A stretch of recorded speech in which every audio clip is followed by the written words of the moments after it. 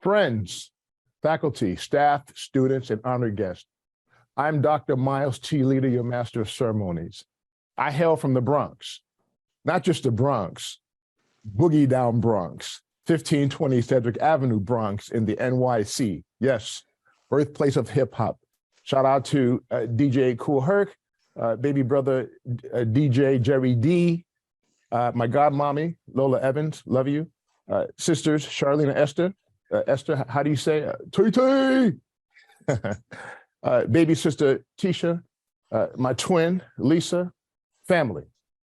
For those of you who speak multilenguas, hola, ¿cómo está? Estudio español en mi escuela de Nueva York. Welcome. Korean audience, annyeonghaseyo, Japanese, konnichiwa, genki desu ka? And for others, welcome. Proud veteran, intercultural learning and development specialist, chairman, National University Black History Month Committee, and member, National University Inclusive Excellence Council. It is my privilege to serve as your host for the second of 3 days, three-day event in celebration of Black History Month. The theme for 2023 focuses on Black resistance, resilience, and persistence. National University, a veteran-founded nonprofit, has been dedicated to meeting the needs of hardworking adults by providing accessible, affordable, achievable higher education opportunities since 1971. As San Diego's largest private nonprofit university, NU offers over 75 online and on-campus programs and flexible 4-week classes designed to help students reach their goals while balancing busy lives. Since its founding, the NU community has grown to over 30,000 students and 185,000 alumni around the globe, many of whom serve in helping industries such as business, education, healthcare, cybersecurity and law, and criminal justice. Learn more at nu.edu. As we continue to face challenges on the path to social justice and equity, this year, in celebrating Black History Month, we pay tribute to Dr. Saul E. Langster II. National University Associate Faculty Member Dr. Saul E. Langster II holds a JD and teaches criminal justice and law. He was studying at Selma University in the early 1960s when he became a student civil rights leader and protege of Dr. Martin Luther King Jr. Dr. Langster was arrested with many other notable leaders, including the late John Lewis, who served as a congressman in Georgia in the days leading up to the historic march across the Edmund Pettus Bridge. Dr. Langster earned a Congressional Gold Medal for his work in civil rights. During this interview, we will discuss his life, his journey through the civil rights movement, and his present position as associate faculty, assistant professor at the College of Law and Professional Studies at National University. Dr. Langster, welcome. Thank you so much, Dr. Miles Leader. Thank you very much for having me. I am very much honored, and so is my entire family. We are honored that you're having me as your guest today. Well, thank you for taking time out of your busy schedule for this interview.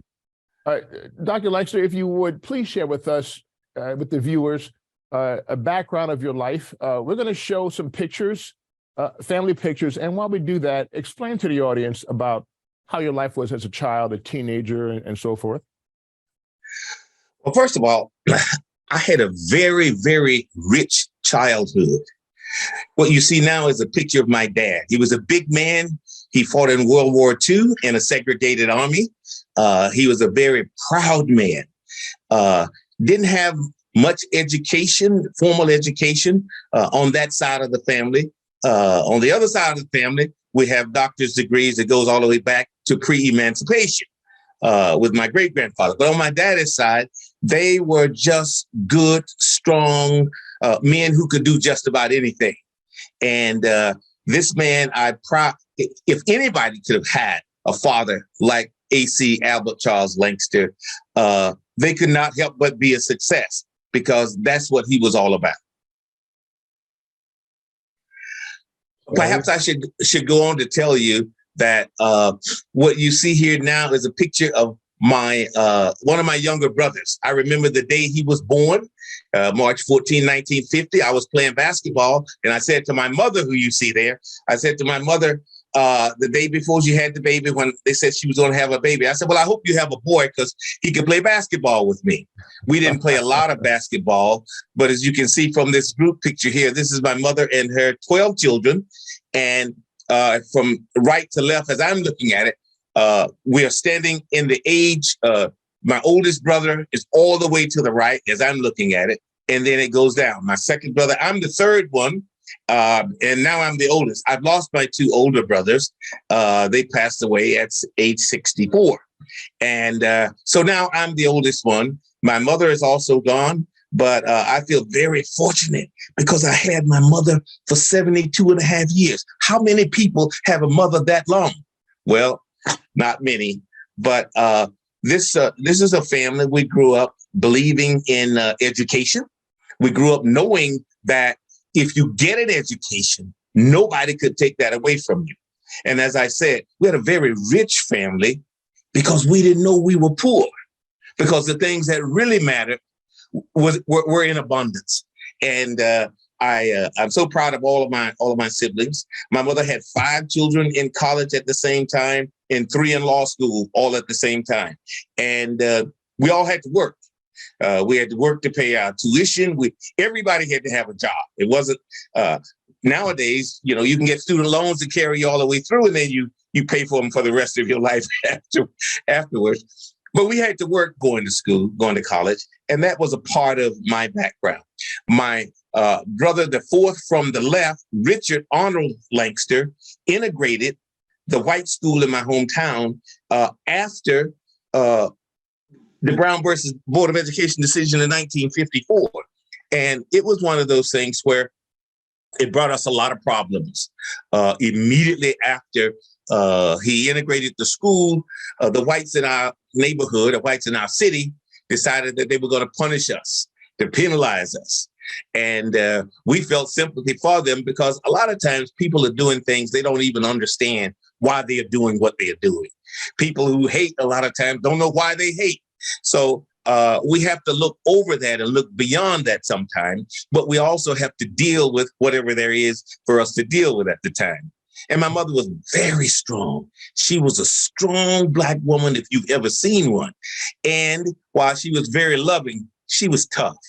She was tough. And she meant business.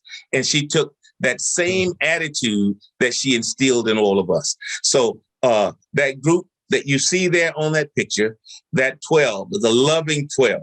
And I see my 3 sisters that are standing there together. You have 3 master's degrees and 2 doctorate degrees right there, all in one. I could go all the way down the line, but let me just say, as a child, we grew up in poverty, but we were never poor. We lived in the projects part of the time, and we got evicted from the projects. Once my brother integrated the school, we got evicted from the projects because the white people were not going to let us stay in the projects and have somebody going to the white school. So they ended up closing the school down, by the way. It's closed now, that particular school.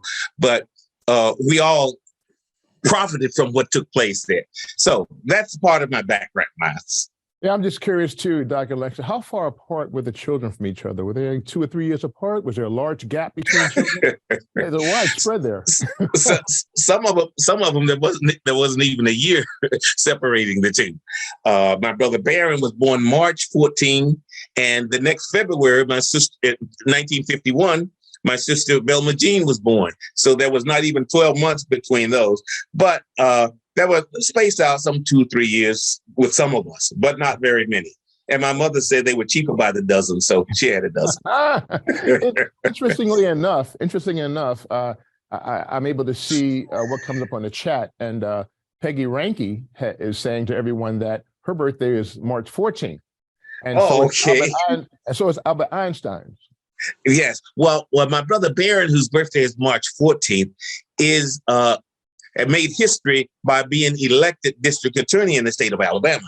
He was the first African American to be elected district attorney in the state of Alabama, and the second one in this entire country to be elected, seven African Americans be elected district attorney. And I'm so proud of him. Like I said, I remember him as a little boy, remember him from the time he was born, and to watch him grow up and go to law school and come back and work as a district attorney, as a deputy district attorney, and to someday run for district attorney and to get elected. Wow, man, I'm so proud of him. You know, amazingly enough, March is an interesting month because, like Peggy Rankin say, her birthday is on the 14th. My birthday is on the 15th. My baby brother Jerry's on the 8th. My father was on the 4th. So March is a pretty interesting month for births. And I see. Yes, and absolutely. Albert Einstein, amazingly enough. Dr. Doolene had made a comment about amazing family, amazing mother, 3.14 pi day. Okay, all right.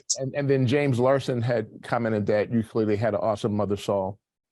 Well, thank you. And thanks for that comment from Dr. James Larson. He's the one who hired me at National University. So in that department. So I'm glad to hear from my boss there, from my old boss there. And Starley Doolene is my boss. So none of that is in the chat. It doesn't say Starley Doolene, your team leader, or James Larson, Dr. Larson, your boss. None of that's in there. Okay. But Dr. Larson did add that you are a friend, Saul, and you are a friend. So. Yes. I appreciate his friendship very much so. Yes, same with Starley. She's Dr. Doolene is my mentor. Okay. So can we go to the Selma experience? We want to talk a little bit about that experience. We're curious, at least I'm curious to know what prompted you, because I understand you were part of that march on the way to Montgomery, Alabama. On the way, you had to go across that William Pettis Bridge. It was a pretty monumental day. What prompted you to march with Dr. King and Selma? Well, let me just go back a little bit before the march that went over the bridge.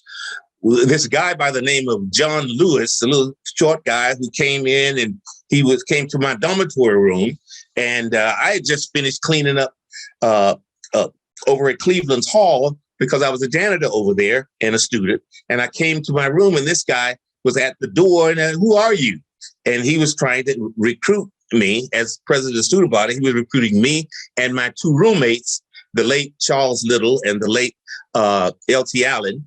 He was recruiting the three of us to participate in the civil rights demonstration, telling us Dr. King is going to be here. And you people need to get up off your you-know-what and do something, because he said, you're the ones that are going to benefit from civil rights.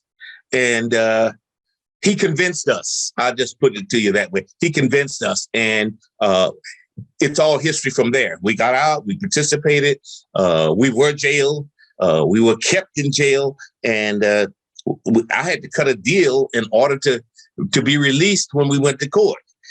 They told me that we will release you on the condition that once you graduate from Selma University, you'll get out of the state of Alabama.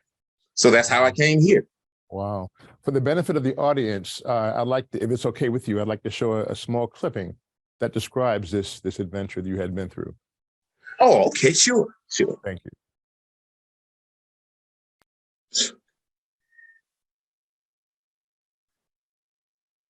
Transition that to my going to Selma University a couple of years later. And when I went to Selma University, that's where I got to meet Martin Luther King Jr., I got to meet Dr. King, and I got to meet John Lewis, I got to meet Dick Gregory, his wife, and so many other celebrities who were down there participating in the Civil Rights March. So I was challenged by John Lewis, the now Congressman John Lewis, to lead a demonstration, lead a group of college students on a demonstration that was going to take place in downtown Selma. He said, Dr. King is going to be here. You people are going to be benefiting from civil rights. You need to get off your, you know what, and do something. So I said, okay. I was challenged.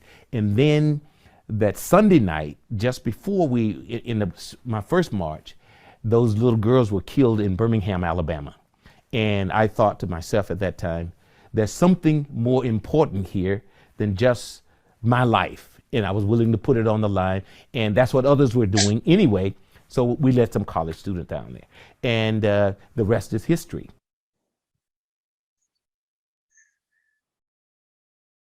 As a veteran, Dr. Langster, in a veteran-founded institution, many of us understand and appreciate the idea of sacrifice and working toward a cause greater than oneself.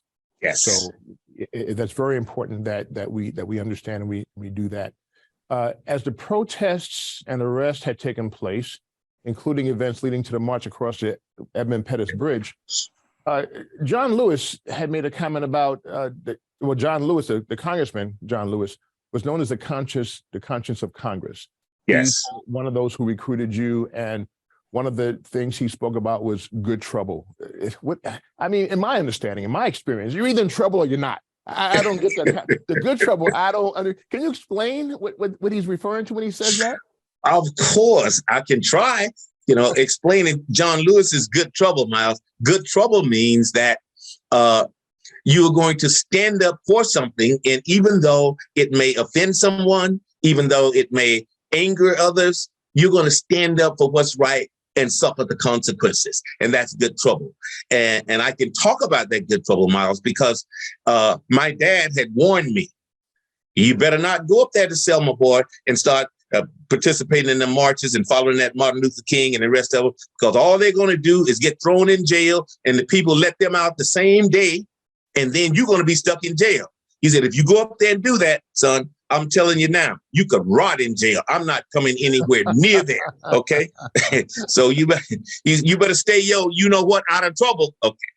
So I my dad was a big man too. So I thought to myself, I am not going to get in trouble because this man has already told me not to go up there and get in trouble.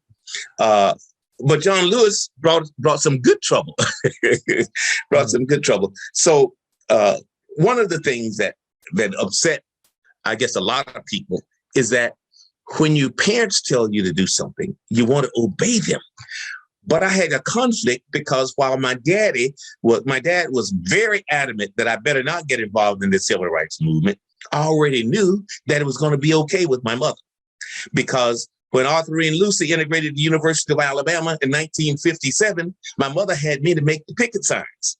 I was only 12, but I knew how to, I could draw, I could make signs, I'd make letters. So I made the picket signs for the demonstration. And I knew then that I would have a difference in the parents in their reaction. So my mother, not only did she react, every day that I was in jail, she would come to the jail and bring lots of food, fried chicken, black-eyed peas, okra, cornbread. She would bring all of this food to the jail. And wouldn't you know it, we never got to taste a bit of it.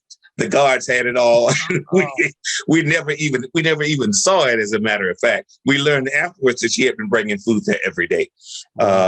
They took advantage of that. And of course, all we had to eat then, while we were in jail in Selma, all we had was a piece of cornbread, one piece of cornbread, and some black-eyed peas every day. We'd have that doing they'd give it to us at noontime or thereabouts. And they'd let us out of the cages to things where we were, and we'd go and we get the black-eyed peas, we get the cornbread, and then we would go back and eat sitting on the cement floor because that's where we slept anyway. We put the cornbread in your pocket to save it to when you get hungry at night, and then you would eat the black-eyed peas right there. Well, one day, one of the ministers by the name of Reverend Williams, who was in jail with us, said, we don't have to eat this food. We don't have to be treated like animals. All we need to do is decide that we are not going to be hungry, and then we won't be hungry and we don't have to eat. There were no pushing. It didn't work the first day, but the second day that we were there, we decided, after Reverend Williams told us that we didn't have to be hungry, we could have mind over matter. We decided that we were not going to be hungry and we were not going to push over each other to get these black-eyed peas and cornbread. We just were not going to eat. So we went on a fast, and we fasted for 4 days, actually 3 nights and 4 days we were fasting. I want to make note, Dr. Langster, because while we're having this interview, I'm getting comments from the chat. information I wasn't aware of. One is that the Edmund Pettus Bridge was built in 1940 after a Confederate general. I wanted to mention that for the benefit of the audience. And we're getting a lot of comments about your mother, a lot of admiration for your mother. Oh, yes. Shandikra Kelso comments that you speak highly of your mother. It's wonderful to hear. Would like to know, what would you say inspired and motivated her to remain strong and stand tall in the face of harshness that surrounded her and others?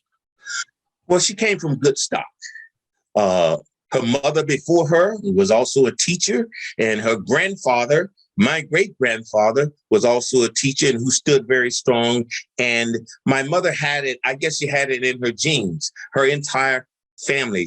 There were 11 in her family, because she had to outdo her mother by having 12, but there were 11 of them. And they came from very, very strong stock, very proud people who believed in education and who had a passion for education. Okay, good. I want to apologize to those in the chat in advance, because I'm sure as we get more comments, I may miss a few. So I apologize for those who comments I may miss. Dr. Addison comments about loving to hear about your mom. She sounds like an incredible woman. And Dr. Amador Langster made a comment. Yes, my mother-in-law, Velma Langster, was most inspirational to me. She was strong, very well grounded, and very progressive. So I thought I would add that to the chat as well. But if Thank you for sharing it. Yeah, you're welcome. You're welcome. My pleasure. If we can we show the clipping showing, this is an interview done by KUSI News, Jenny Milkowski. She interviews you briefly with regard to your this episode you have been through the protest. Let's watch the clip. Oh, sure.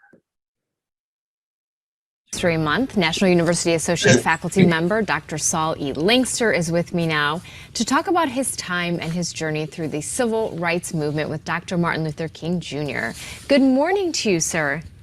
Good morning, and thank you so much for this opportunity to talk about. Oh my goodness, I have just met you and already I like you because you just seem like such a pleasant human being, so I appreciate that. Thank you. Thank you. You know, for those who don't know you, please give us your background. Well, I'm from a small town in Linden, Alabama called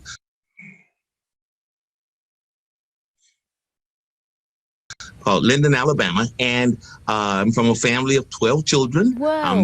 I'm the third oldest, and I went to college at Selma University, as did my mother and then my grandmother and my great-grandfather, who was an emancipated slave. He attended Selma University 80 years before I enrolled there. Wow. And so how did it come to be that you were able to march with Dr. Martin Luther King Jr. in Selma?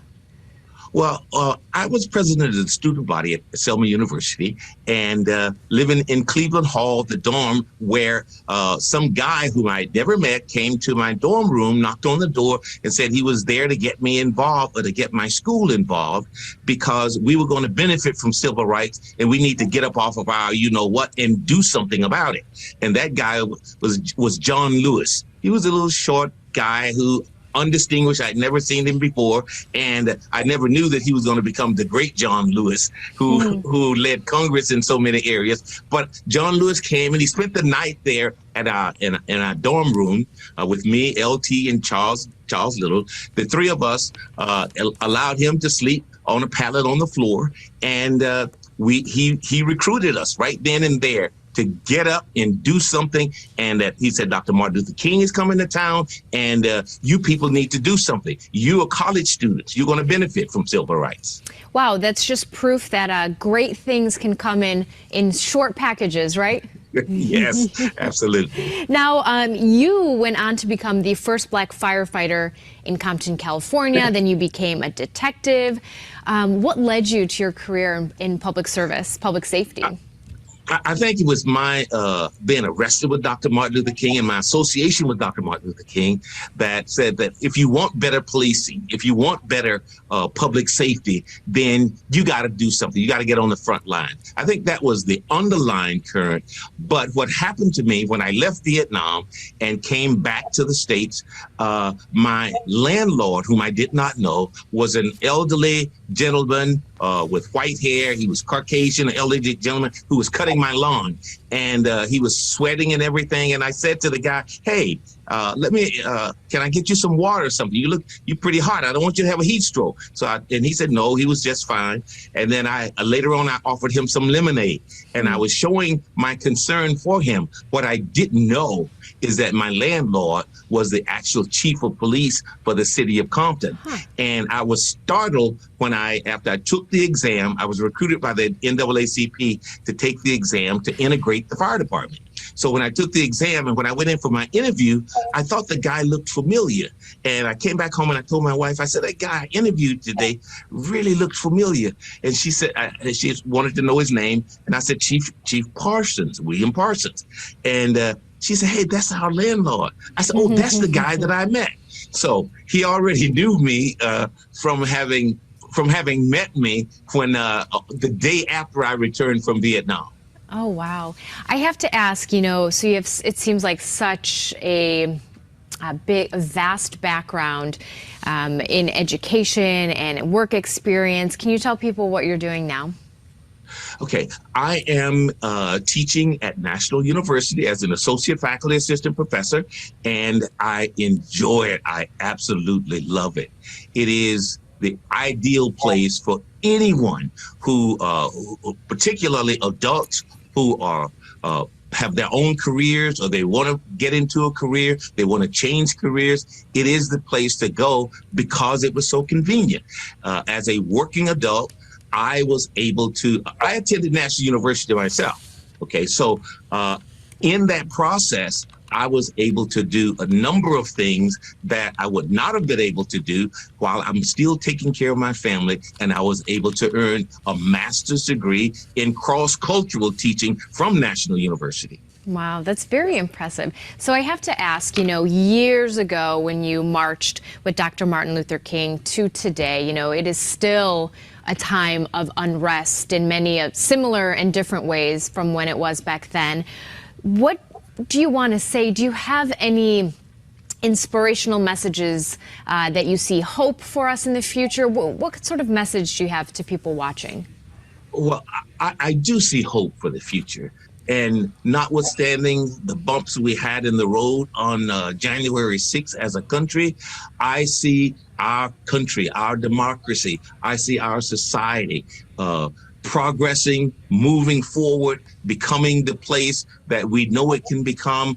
I think there is hope for the future. We don't have to be in despair. There is hope. And how do we get there? What do we do? Well, we have to talk to each other. We have to share with each other, and we have to listen to each other. One of the things that I like about having students from varying backgrounds and so forth is that I get a chance to be a perpetual learner. I am learning all the time. I learn from my students. I love that so much. And that's the thing. Sometimes we have to close our mouth, not talk, and just listen. And that way we learn a little, huh? Yes, yes. Any other parting words you want to say before we wrap up about Black History Month or anything? Well, I think we all should take an opportunity to either attend a Black History Month program, whether virtual or if in person, if necessary. But there are many programs that are going on, and National University has a Black History program that is going to be virtual, and it's on February 18th. We should all try to learn more about each other and from each other, and be consistent in giving our own open heart and our open minds to the other person. I love it. And where can people go for more information for National University?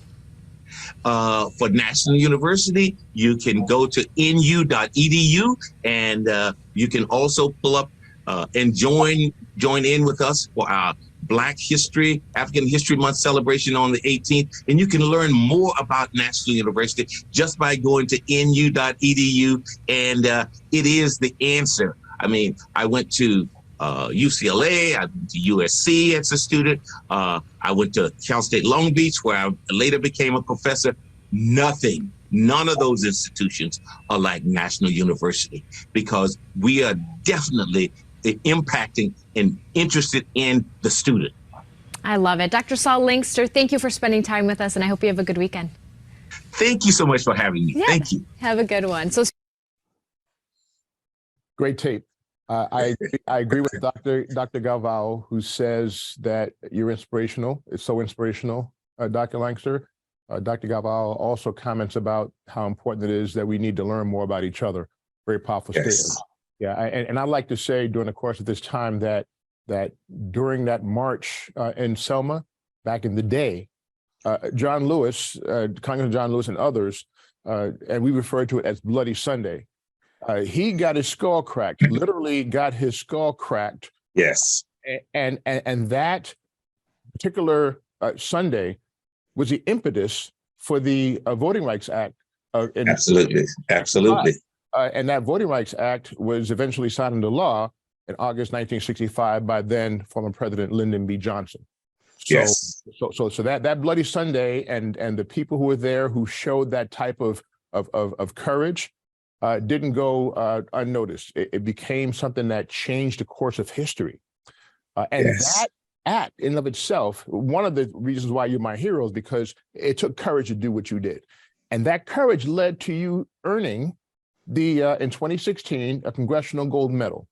With your permission, I'd like to show that clipping in which you got that award.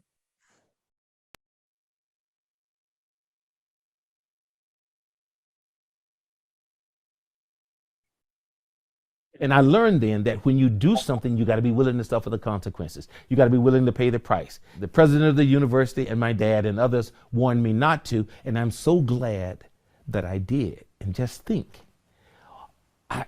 I was given 53 years later a Congressional Gold Medal for leading those demonstrations with Martin Luther King and John Lewis and participating in all of that. It was a wonderful, wonderful experience, but I wouldn't take anything for it. In fact, I didn't do it with the expectation of anything, but those things came.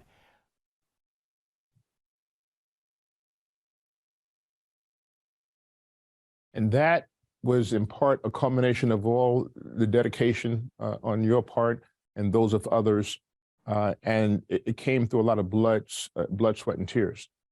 So I want to personally thank you, and I'm sure the audience feel the same way, for your time in serving for that noble cause.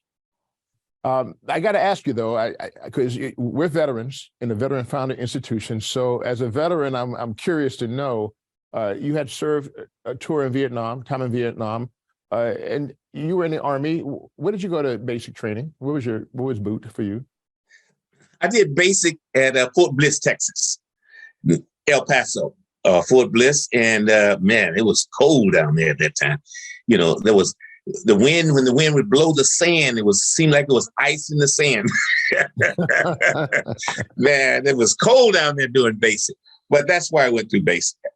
Okay, and what was your MOS, if I may ask? My MOS was 13 Echo 20, Operation Intelligence, and it served me well when I went to Vietnam. I can never forget when I arrived in Dong Ha, which is right on the hill, right up from the Bien Hoa River, which separates South and North Vietnam. Okay, we could toss a rock almost into North Vietnam from where I was. And upon my arrival, and I told the commander that I was FDC, they laughed. So this colored fella say he's FDC. They said they'd never seen a colored fella with Operation Intelligence or an FDC. And as it turned out, they were glad to have me because I knew what I was doing. And I don't like to brag, but I was a damn good soldier. I was a damn good soldier.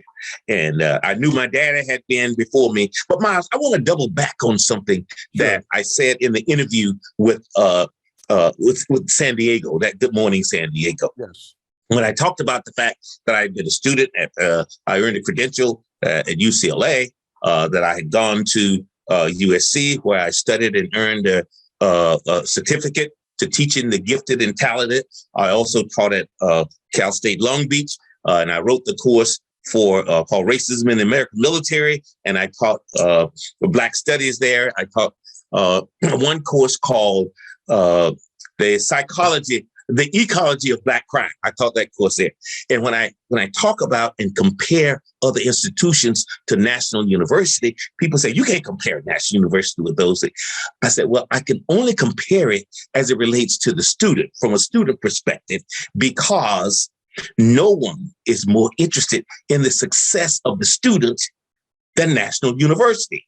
So, I mean, I can see myself teaching at Cal State Long Beach, and I have 250 in the class, and I got all the big the staircase. I mean, all the huge classrooms, and everything was fine. But the interest in the student, if you are a student, particularly if you're an adult student, you have professors that are actually interested in your success, in propelling you forward. And I think National University does that better than anybody else.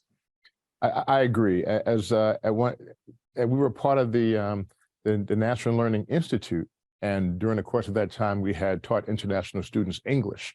And this is pre-COVID, and we were able to establish ties and bonds with these students. And to this day, we still keep in touch with the students. We are communicate back and forth because it goes from teacher to mentor and beyond. So I agree. National University does do well in focusing on students' needs. I can never forget coming to National University. I was on my own, producing, or should I say, recruiting teachers in the LA Unified School District to come to National University for their master's degree. I was putting together cohorts, and the late Dr. Linda Gresick noticed that that's what I was doing and wanted to know why. And I told her that I had been so blessed to be there. I wanted somebody else to have it.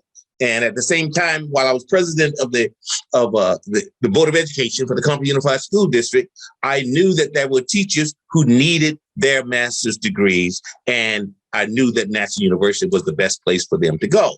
And they could get a credential there. They could get their administrative credential. There was just so much about National that was there that I took it on my own. And she took notice of that. And as a result of that, we became, I ended up becoming an adjunct with National. Mateo, pardon me, Mateo, if I mispronounce your name, Mateo Dietz, D-I-E-T-T-E-S, Dietz, or Dedis, how you pronounce it, says, Dr. Langster, thank you. Your background and history is so inspirational and admiring. Currently watching this conference from Switzerland.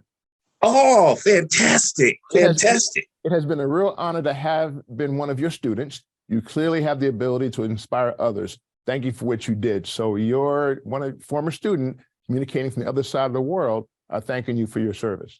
Right. Yeah, I believe the name rings a bell, and I believe he was a student in my international and domestic terrorism class. And we brought in some experts, some survivors of terrorist attacks and so forth to participate in that class. But I appreciate this compliment. Thank you so much, sir. Mm-hmm. Dr. Dulene compliments you, honors you having been honored all the way from Switzerland. One of my colleagues, Mark Clemens, says we can use 1 million more Dr. Langsters in the world. Experience, accomplishment, and attitude, all truly remarkable. Plus, he has more hair than you do, Miles. Mark, really Mark, not much more. Mark is a brother from another mother. That's thanks, Mark. All right. If you would, Dr. Langster, could you share any additional duties you have as associate faculty at the College of Law and Professional Studies here at National University? Right. Okay. And we just had a name change. We're now the College of Law and Public Service. For all these years, we've been the College of Law and Professional Studies. With our new name change, we're the College of Law and Public Service. But Miles, I taught in the School of Education before it became the Stanford College of Education. Wow. I taught for National University School of Education, and I enjoyed it because my background, I had a strong background in education, but I also had a background in law enforcement, and my greatest passion was teaching criminal justice. But I think I might have diverted a little bit from your question, but I wanted to share with you that I had my first. Back in 2009, I started teaching in the School of Education. And it wasn't until 2015 that I got a chance to compete for an assignment in the School of Criminal Justice, or should I say Criminal Justice and Professional Studies, School of Law. And I enjoyed that. And I still enjoy it. I love it. You know, but I don't want to sound sarcastic, but what compelled you to have this passion? Did you just wake up one morning and say, I'm going to teach criminal justice, or what? Miles, you're very fortunate. Anybody is, and I am very fortunate to know why I am on this earth, what I'm here for. Okay. And I've said before, there are times when your assignment in life may be something different from what it is today or what it was 10 years ago. But I have known from the time that I was in college, when that same L.T. Allen and Charles Littles, both now deceased, were my roommates at Selma University. We all pledged that we were not going to be teachers. We were not going to teach. I mean, our parents were teachers, our ancestors and things were teachers. We were not going to teach. But that's why I'm on this earth. That's why that's what I'm doing here. So yes, I was a fireman. I was a police officer. I've owned businesses. I've done many things, but I was born to teach, and that is my passion. Interestingly enough, it's interesting. I did 26 years at Navy, and for me, seeing the world was my passion. And during the course of that time, I had taught at various types of commands. And so even though I'm going to apologize in advance, because there's a lot of overlaps from what was said previously in this tape, I think this next tape is my favorite because it speaks exactly of what we're talking about in terms of teaching and the importance of having an education. Let's watch the clip. Oh, okay. You got another one. Great. Thank you. Emma, help me to pull these weeds. Oh, Emma, oh. My great-grandfather, an emancipated slave, taught 63 years, okay? And I have his name. Emma works harder than two grown men. Oh, Emma, oh. You turn around. Here's the thing. You have to know what you were put on this earth for. And there are different things as we go through life that maybe at this time in my life, I'm supposed to be doing this. At that time in my life, I was supposed to be doing that. I was satisfied that I was doing what I was doing, but I was put on this earth to teach. That's why I'm here. Dr. Saul E. Langster II has already done enough to fill 5 lifetimes. In order to bring the attention of the nation to this whole issue in Selma, Alabama. He was one of Dr. Martin Luther King Jr.'s foot soldiers in Selma, Alabama, leading student marches that helped dramatically change the course of American history, earning him a Congressional Gold Medal. He served in Vietnam, was the first black firefighter in Compton, California, and attained the highest rank as a police detective. In Compton, 70,000 people live with a crime. But for all that, his passion is teaching criminal justice. Right now, I'm teaching for the 5th time in the last 2 years, I'm teaching gangs in America. It's really one of my favorite courses because I have lots of familiarity with gangs coming from Compton because that's where my roots in law enforcement are, in Compton. The Criminal Justice Administration at National University is unbelievable. You know, it's a windfall for anyone who wants to go into law enforcement, who wants to go into probation, anything along those lines. And even if you have already have a major in something else, or psychology, or a major in science, or whatever, it's always great to get a criminal justice major, or criminal justice degree. You might ask how National University was so fortunate as to acquire the services of someone of the historic stature of Dr. Langster. But this humble man will tell you it was meant to be. And his feet were set on this path, even if not by his own choice, back in Selma after one of those famous marches. 4 days into our jail stay, we decided to go on a fast. And we didn't eat anything. So 3 days later, 3 days and 3 nights later, they finally took us to trial at 9 o'clock at night and released us on the condition that after graduation, we would leave within 24 hours, we would get out of Selma. So that's how I came to California.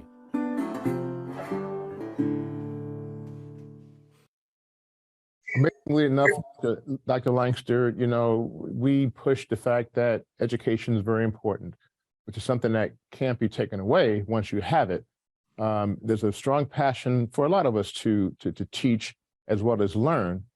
And then there's attempts by various entities to try to change the course of history, try to change what was.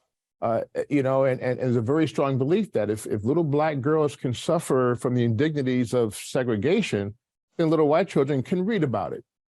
And it seems like there's attempts to try to be made to change the course of history. But, you know, I have to ask you, I really can't begin to imagine the terror that you experienced, because you were a little boy at the time you spoke about your mother, the challenges with the Ku Klux Klan. There's a video I'd like to show, if it's okay with you in the audience.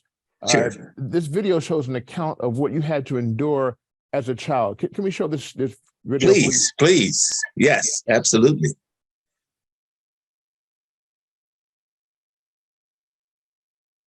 The Ku Klux Klan came and burned a 20-foot cross in front of our home. It was terrifying. It was really terrifying, but it didn't scare my mom. It didn't scare her at all. This woman, who incidentally, the city of Linden just named a street after her last week and posted it right on the corner from her house, Velma Langster Avenue. She lives at the corner of Velma Langster Avenue and Martin Luther King Drive. Well, things have changed a lot, because back then the Klan was terrorizing our home, and my mom went out on the porch and she stood there and she talked to them and she told them, take your hoods off. She was challenging them, okay? They didn't burn the house down. No one was really hurt, but emotionally we were all upset. Attempts are made to diminish or stifle people's growth, or had been back during that time. We've made quite a bit of progress since then, but we still have a long way to go. Dr. Langster, let me ask you, in your opinion, your protege of Dr. King, and he had made that very famous statement that he would not be with us when we get to the promised land.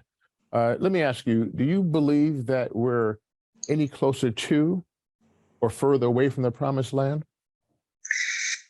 I believe we're closer to the promised land. And I remember his famous statement, I may not get there with you, but I want you to know tonight that we as a people will get to the promised land. And I'm not worried. I'm not fearing any man. Mine eyes have seen the glory of the coming of the Lord. God bless you. God bless you. Dr. Langster, that is so inspirational. That's one of the things that I really enjoy hearing. I can close I wasn't there. I was born in 1957, but I can close my eyes and picture myself right there there with him, listening to your voice. Yes. So I think that's wonderful. Thank you so much. Just out of curiosity, would you give any advice to the new generation in the struggle for justice and equity? My advice to the new generation is to keep on keeping on. Don't give up. Don't give in. Don't undercut yourself. You are going, everything that you deserve, you're going to get all that's coming to you. It may not come from where you want it. It may not come from who you want it, but those things that you deserve, you have them coming. So keep on pushing, keep on studying, keep on pressing forward, and being determined to accomplish your dreams, your goals. Go after them. You will get them, but you got to stay at it. You cannot give up. You can't turn back. Life is over when you turn back. Your KUSI interview spoke about the upcoming Black History commemoration. It was for last year. Yes. Can you give a pitch for this year's commemoration taking place tomorrow? Well, first of all, tomorrow is the Super Bowl of our Black History celebration here, and tomorrow we have Dr. Mill Iron, the president of the university. Oh my God! It is going to be Miles. It is going to be the epitome of excellence, and it is going to be everything that these things are leading up to. I can't wait. I know I'm going to be watching. I can't wait. Dr. Galvao says, thank you, sir. Well said and well received. Any final words for us, Dr. Langster, before we close? Well, let me say that I really thank you for having me on. I was thinking that if I were going to give you a list of things that I have accomplished, the first thing I would have to say is that I have accomplished zero. I have no accomplishments. Anything that has been attributed to me in terms of accomplishments really came from God and from people like yourself who gave me opportunities that I would not otherwise have. So I am grateful to you. I'm grateful to National University. I'm grateful to all of those individuals who have touched my life and given me an opportunity to play whatever role that I have played and to do those things that I have been able to do. So I'm grateful. I'm filled with gratitude. Dr. Langster, you're a living legend. And if any of us can accomplish half of what you've accomplished for this nation, we'd be doing pretty good for ourselves. Dr. Larson mentions that you're such a humble man and a man of character, and we need more like you in this world. It's kind. And Brandon Coster says, thank you for the encouraging words, wonderful words. So would you like to do a little more? I'm being selfish. I'm asking a little more of Dr. King. I'm going to close my eyes and listen to a little bit more of what he is in my heart, please. Well, now, which one? I mean, I can handle, I can go to excellence, do an excerpt from that. I can do an excerpt from I Have a Dream. I can do an excerpt of Been to the Mountaintop. Well, we did a little bit of that one. Well, my favorite is Have a Dream. My favorite is Having a Dream. Okay. I'm sitting, I'm not in a studio where I can just get up and jump to a podium. So I will start with an excerpt from I Have a Dream. And so even though we face the difficulties of today and tomorrow, and I still have a dream. It is a dream deeply rooted in the American dream. I have a dream that one day this nation will rise up and live out the true meaning of its creed. We hold these truths to be self-evident that all men are created equal. I have a dream. I dream that one day, down in Alabama with its vicious racists, with its governor having his lips dripping with the words of interposition and nullification. One day, right down in Alabama, little black boys and black girls will be able to join hands with white boys and white girls as sisters and brothers. I have a dream today. I dream that one day every valley shall be exalted, and every hill and mountain will be made low. The rough places will be made plain, and the crooked places will be made straight. And the glory of the Lord shall be revealed, and all flesh shall see it together. And this is our hope, and this is the faith that I go back to the South with. With this faith, we will be able to hew out of the mountain of despair a stone of hope. And with this faith, we will be able to work together, to pray together, to go to jail together, to stand up for freedom together, knowing that we will be free one day. And this will be the day when all of God's children will be able to sing with new meaning, my country, 'tis of thee. Sweet land of liberty, of thee I sing. Land where my fathers died, land of the pilgrim's pride. From every mountainside, let freedom ring. And if America is to be a great nation, this must become true. So let freedom ring. From the prodigious hilltops of New Hampshire, let freedom ring. From the mighty mountains of New York, let freedom ring. From the hiking Alleghenies of Pennsylvania, let freedom ring. From the snow-capped Rockies of Colorado, let freedom ring. From the curvaceous slopes of California. But not only that, Let freedom ring from Stone Mountain of Georgia. Let freedom ring from Lookout Mountain of Tennessee.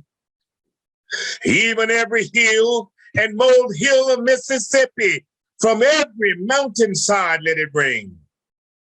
And when this happens, and when we allow freedom ring, when we let it ring from every village and every hamlet, from every state and every city, we will be able to speed up that day when all of God's children, black men and white men, Jews and Gentiles, Protestants and Catholics, will be able to join hands and sing in the words of the old Negro spiritual, free at last, thank God Almighty, we are free at last. Dr. Langster, thank you so much. That is so inspirational. We appreciate you allowing us to interview you and your life. You're a living legend. God bless you. Thank you, sir. Thank you for having me. Thank you.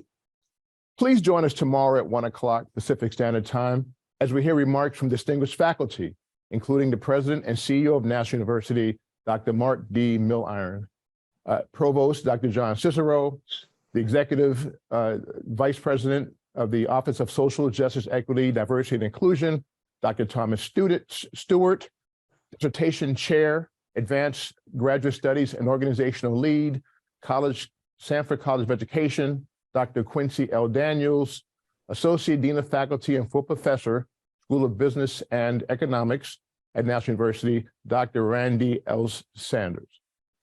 With special performances from Mrs. Cynthia Gilliam and Kids for Peace, San Diego chapter, my colleague and dear friend, Mr. Dave Houle, at the Intercultural Learning Center, blues guitarist. Dr. Langster, Dr. Saul E. Langster, his journey, like Dr. McNeil's journey, is our journey. Like you and me, we are Black history. All the work that was done in part of National University's continuing commitment to not only acknowledge, but to celebrate and embrace diversity, equity, and inclusion. Help us by completing a short survey, if you will, because your feedback can only help us in our efforts to make events even better. In collaboration with the Office of Social Justice, Equity, Diversity, and Inclusion, and on behalf of the Intercultural Learning Center, I'm Dr. Miles T. Leader. Thank you all and stay blessed.